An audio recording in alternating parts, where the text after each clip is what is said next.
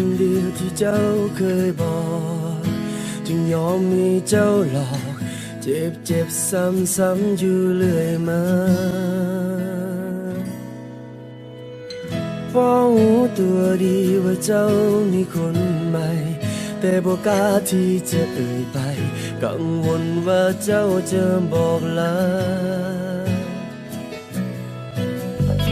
ได้ที่เก็บอาการเอาไว้ยอมให้เจ้าทำตามใจถึงทรมานที่ใจก็ยังต้องทนฝืนเจ็บค่อยยอมให้เจ้าแทงทางหลังทางแล้วถอดแล้วแทงซ้ำๆอยู่เรื่อยมายอมค่อยยอมตายอย่างซาใจคนให้ค่าหมดปัญญาที่จะหนีข้างรักของเจ้าไป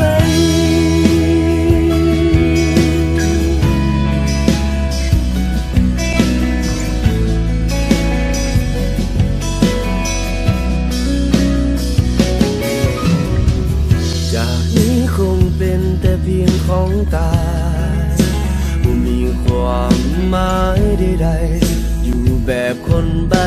บ่กล้าที่จะเว้าสิ่งใดได้ที่เก็บอาการเอาไว้ปล่อยเจ้าทำตามใจถึงทรมานที่ใจก็ยังต้องทนฝืนเจ็บคนยอมให้เจ้าแทงทางหลังทางแล้วถอดแล้วแทงซ้ำๆอยู่เรื่อยมายอมคอยยอมตายอย่างซาให้คนให้ค่าหมดปัญญาที่จะหนีคำว่ารักของเจ้าไป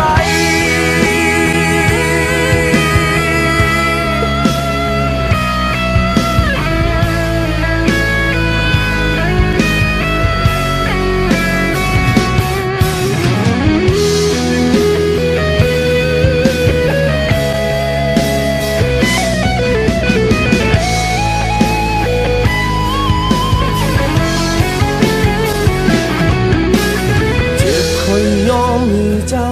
แทงทางหลังแทงแล้วถอดแล้วแทงซ้ำๆอยู่เรื่อยมายอมคอยยอมตายอย่างซา